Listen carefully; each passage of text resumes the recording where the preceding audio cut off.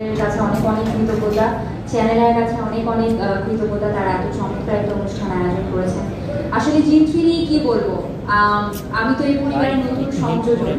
অনেকটা credit goes to যারা part 1 এবং পার্ট 2 তে ছিল, স্পেশালি সজল ভাই, পূজা, পার্ট 2 তে যারা ছিল, পার্ট 1 এবং পার্ট 2 ডিরেক্টর, অবশ্যই সেই সাথে আমাদের লেখক আব্দুল আজিজ, প্রডিউসার আব্দুল আজিজ, কারণ তার এটা একটা চিন্তাধারা যে একটা হরর জনরার মুভি করা।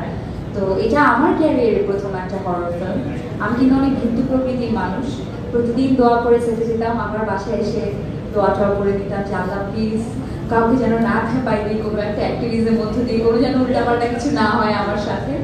সো সেরকম মজার মজার অনেক এক্সপিরিয়েন্সের থ্রু দিয়ে আমরা পুরো গল্পটা শ্যুট করেছি, টানা শ্যুট করেছি। এবং একজনের কথা না বললেই নয়, যাকে আজকে প্রথমবারের মতো আপনারাও হয়তো বা পুরো প্রমোশনে পাবেন, সেটা হচ্ছে আমাদের ডিরেক্টর রোমান ভাই।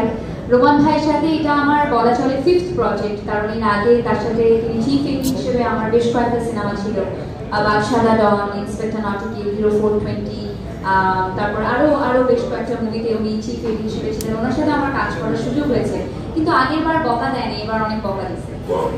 এটাই খালি একটাই পার্থক্য, অনেক বকা দিচ্ছে, একদম মনে যা যত জিত ছিল সব মিটাই দিছে এই শুটিং এর সময়। আর আমি ফোন করে বলতাম আজকে রোমান ভাই খালি বকা দেয়, তখন আজকে তো একটু এরকমই সহ্য করে দেন। সো এরকম করতে করতে হাসতে খেলতে আমাদের সিনেমার শুটিংটা পার হয়ে গেছে।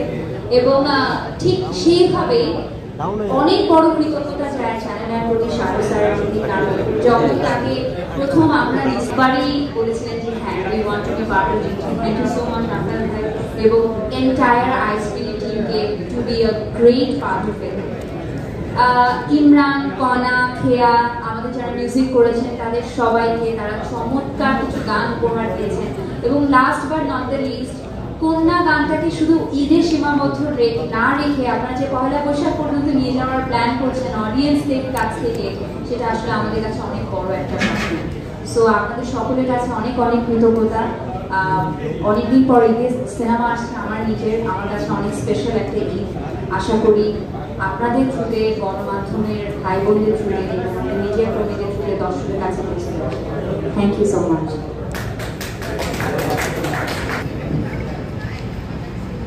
একটি চলচ্চিত্র মানে তো শুধুমাত্র হিরো, হিরোইন, ভিলেন এসব না। চলচ্চিত্র মানে অনেক কিছু। চলচ্চিত্র মানে নতুন গল্প।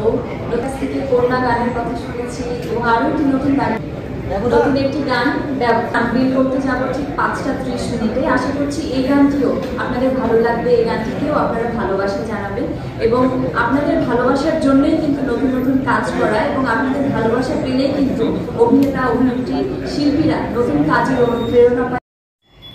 S karate TV.